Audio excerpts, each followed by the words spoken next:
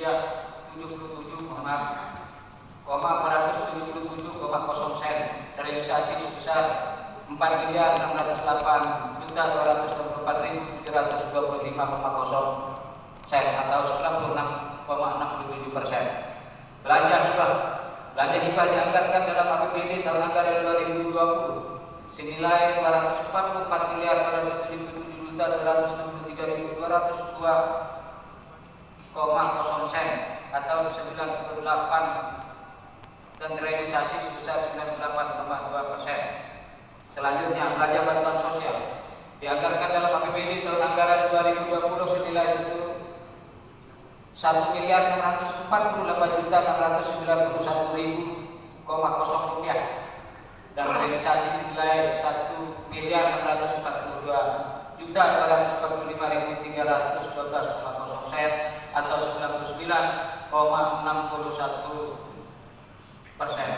B. Belanja modal. Belanja tanah dianggarkan dalam APBD tahun anggaran 2020 senilai 5.962.542.842,36 rupiah. Terrealisasi senilai 4.581.679 rupiah 709,0 sen atau 76,80%. Belanja peralatan dan mesin dianggarkan dalam APBD tahun anggaran 2020 senilai 86.528.122.461,25 sen dan realisasi sebesar 88.850.102.463,0 sen atau 102,71%. Belanja gedung dan bangunan dalam APBD tahun anggaran 2020 belanja gedung dan bangunan dianggarkan senilai 177.451.598,07 sen. Realisasi sebesar 170.982.885,79 sen atau 96,33%. Belanja jalan, irigasi dan jaringan dianggarkan dalam APBD tahun anggaran 2020 senilai 12.825.346,0 sen.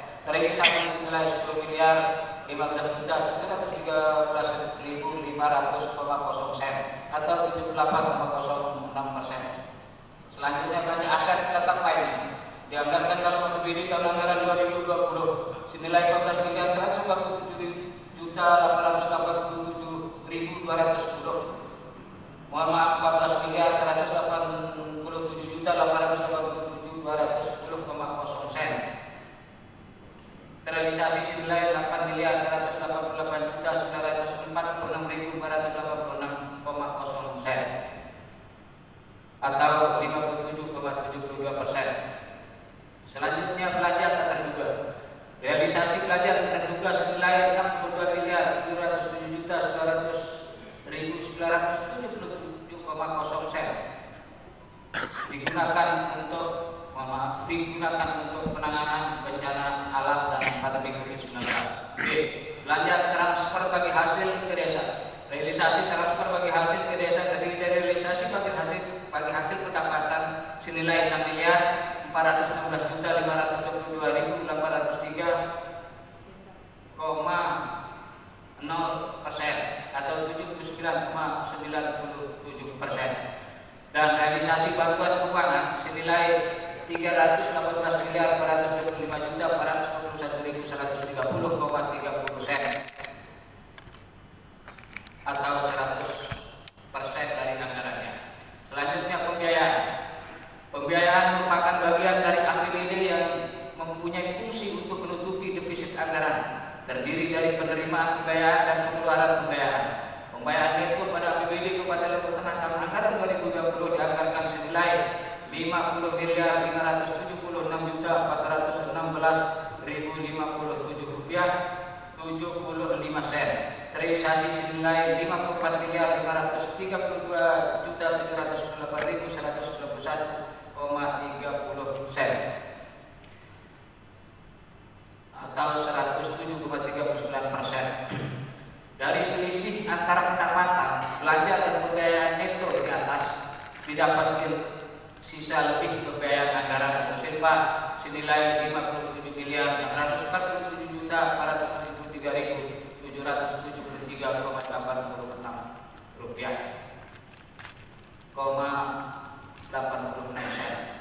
Selanjutnya, laporan perubahan saldo anggaran lebih. Laporan perubahan saldo anggaran lebih adalah laporan yang menyajikan informasi kenaikan dan penurunan saldo anggaran lebih pada tahun pelaporan. Laporan perubahan SAR tahun 2020 dapat dijelaskan sebagai berikut. Saldo anggaran lebih awal, saldo anggaran lebih awal senilai 60.430.357,75 sen dikurangi dengan penggunaan SAR sebagai penerimaan pembiayaan tahun berjalan senilai 64.962.769,30 sen. Sisa lebih kurang pembayaran anggaran senilai 57.473.773,86 sen dan koreksi kesalahan pembukuan tahun sebelumnya senilai 4.182.172.411,55 sen sehingga saldo anggaran lebih akhir senilai 57.473.773,86 sen. Selanjutnya 3, neraca. Neraca adalah laporan yang menggambarkan posisi keuangan mengenai aset, utang atau kewajiban dan ekuitas pada suatu periode tertentu. Pergeseran neraca awal per 1 Januari 2020 jadi neraca akhir per 31 Desember 2020 dapat dijelaskan sebagai berikut. A. Aset lancar. Aset lancar adalah kas dan sumber daya lainnya yang diharapkan dapat dicairkan menjadi kas, dijual atau dipakai habis dalam satu periode akuntansi. Aset lancar terdiri dari kas di kas daerah, kas di bendahara BUD, kas di bendahara pengeluaran, kas di bendahara penerimaan, kas di bendahara pos, kas lainnya, piutang pajak, piutang retribusi, piutang dana bagi hasil, bagian lancar tagihan, penjualan angsuran, bagian lancar tuntutan ganti kerugian daerah, piutang lainnya, biaya dibayar di muka dan persediaan per 31 Desember 2020 seluruhnya senilai 153.685.779.072 rupiah,43 sen. B. Investasi jangka panjang. Investasi jangka panjang merupakan nilai investasi permanen dalam bentuk penyertaan modal pemerintah Kabupaten Lombok Tengah pada BUD yaitu PT Bank NTB Tembang Praya, PD BPR NTB Lombok Tengah, PD AMP Tarjani dan PT Jamprida seluruhnya senilai 149.706.376,35 sen. Selanjutnya C. Aset tetap. Nilai aset tetap pemerintah Kabupaten Lombok Tengah berupa aset tetap tanah, peralatan dan mesin, gedung dan bangunan, jaringan irigasi dan jaringan, aset tetap lainnya, konstruksi dalam pengerjaan dan akumulasi penyusutan per 31 Desember 2020 seluruhnya senilai 2.477.375.909,65 sen.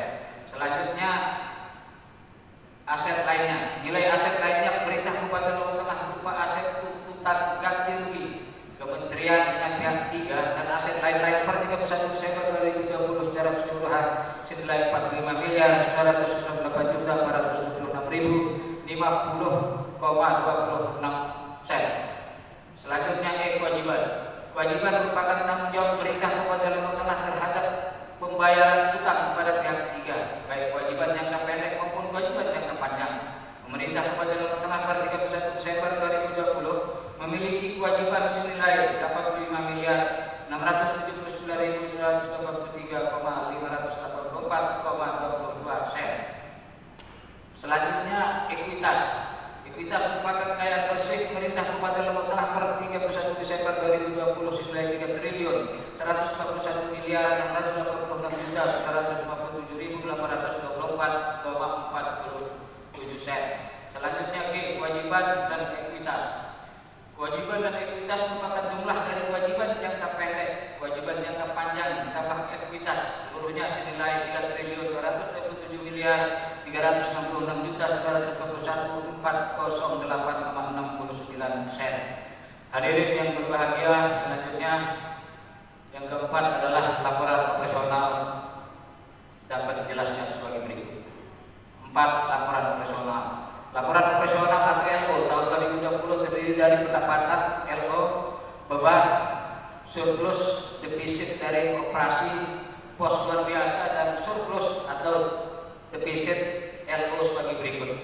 Pendapatan LO. Pendapatan LO adalah pendapatan untuk periode 1 Januari 2020 sampai dengan tanggal 31 Desember 2020 senilai 1.4.301.621.901,03 rupiah.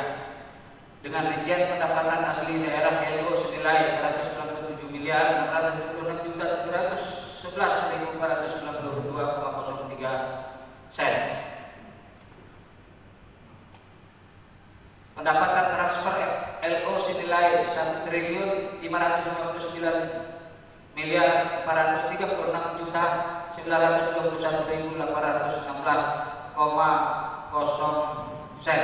Dan lain-lain pendapatan yang sah LO senilai 117.237.188,593,0 sen. Selanjutnya beban. Beban operasional yang harus ditanggung pemerintah untuk menjalankan pelayanan selama tahun 2020 seluruhnya senilai 1.711.416.636,69 sen. Dengan demikian terdapat surplus operasional tahun anggaran 2020 senilai 159.721.005 rupiah 264,34 sen. C. Surplus defisit.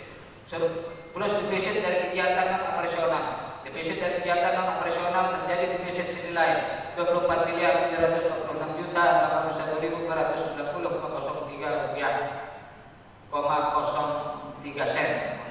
D. Pos luar biasa. Pos luar biasa merupakan beban yang ditanggung pemerintah dalam menghadapi kejadian luar biasa berupa tanggap darurat bencana atau kejadian luar biasa yang mempunyai karakteristik kejadiannya tidak normal dan jarang terjadi serta di luar kendali entitas pemerintah daerah. Beban pos luar biasa pada tahun anggaran 2020 senilai 50.832.732,0 sen.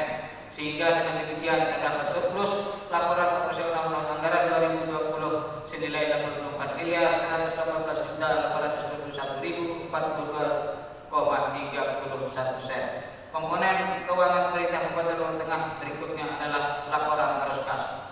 5. Laporan arus kas. Laporan arus kas menyajikan informasi arus penerimaan dan pengeluaran kas selama tahun anggaran 2020 yang diklasifikasi berdasarkan arus kas dari aktivitas operasi, arus kas dari aktivitas investasi, arus kas dari aktivitas pendanaan, dan arus kas dari aktivitas transitoris sebagai berikut. A. Arus kas dari aktivitas operasi. Arus kas bersih dari aktivitas operasi sebesar 273.493.470,851,9 rupiah. B. Arus kas dari aktivitas investasi.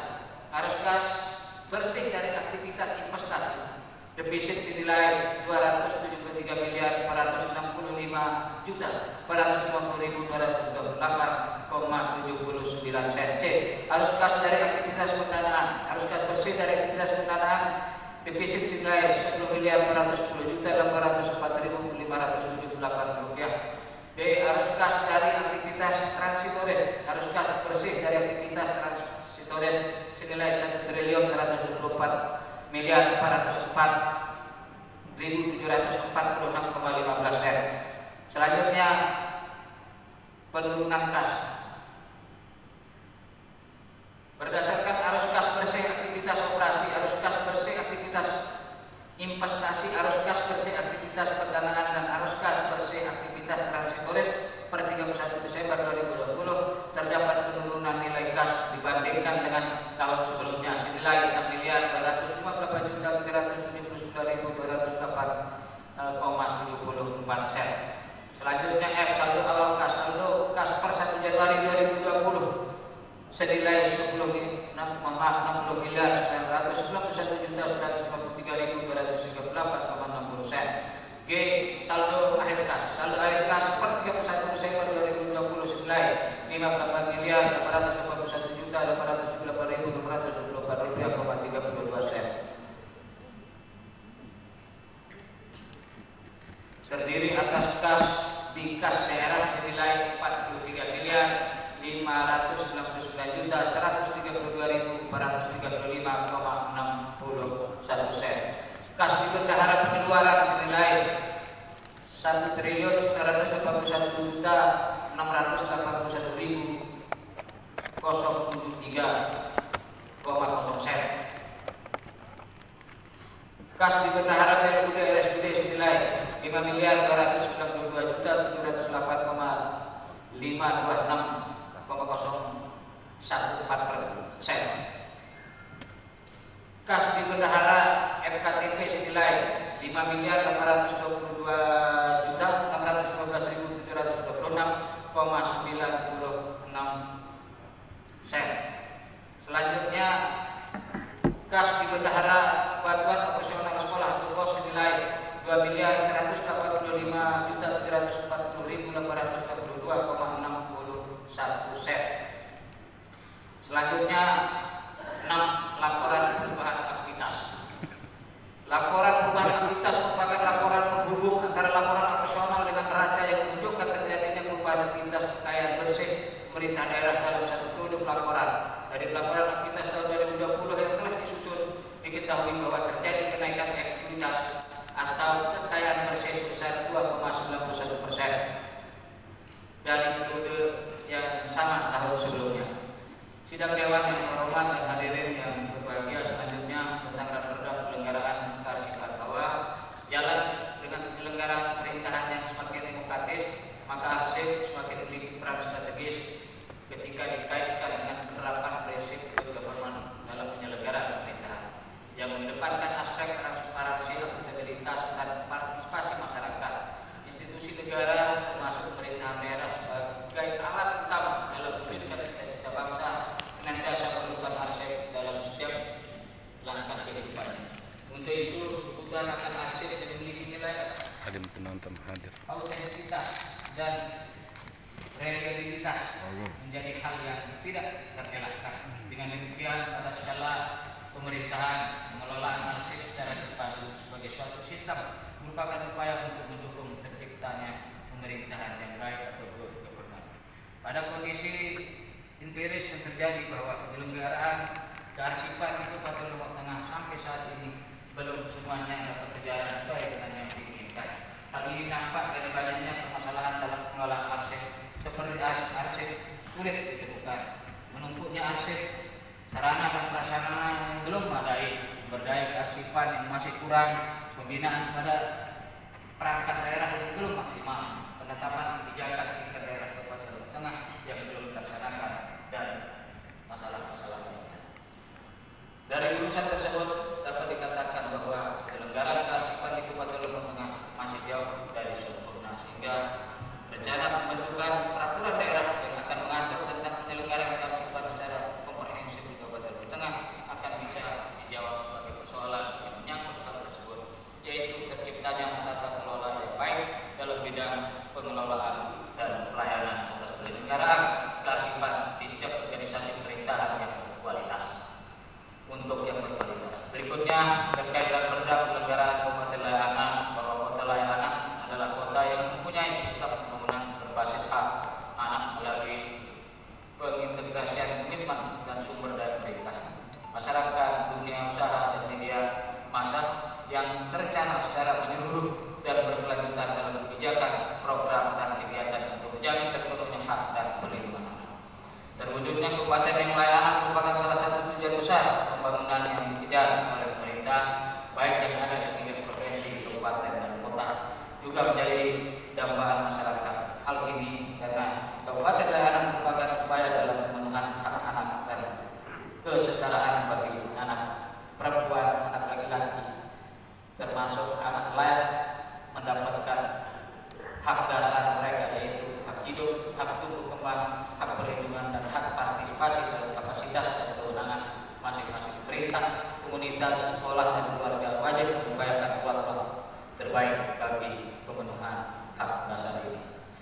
Pemerintah daerah memiliki peran sangat penting pada perlindungan anak sebagaimana diamanatkan dalam Undang-Undang Perlindungan Anak, Undang-Undang Pemerintah Daerah, Perda, dan Peraturan Pemerintah Nomor 18 Tahun 2016 tentang perangkat daerah menguatkan bahwa urusan perlindungan anak menjadi urusan wajib daerah.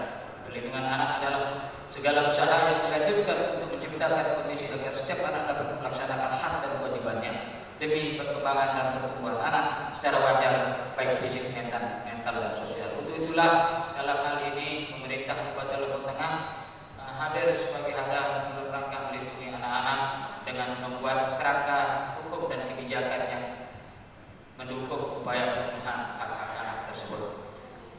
Hadirnya peraturan daerah tentang penyelenggaraan kabupaten layak anak akan berdampak positif bagi anak yang secara psikologis dan berhubungan dengan mencegah terjadinya kekerasan anak, tumbuh kembang anak, dan terpenuhnya hak-hak anak. Dengan demikian, keberadaan kabupaten layak anak untuk menjamin dan melindungi anak dan hak-haknya agar dapat hidup, tumbuh, berkembang, dan berpartisipasi secara optimal sesuai dengan harkat dan martabat kemanusiaan, serta sekaligus untuk mendapatkan perlindungan dari kekerasan dan diskriminasi demi terwujudnya anak Indonesia yang berkualitas, berakhlak mulia, dan sejahtera, dan tentu perlu untuk segera diwujudkan.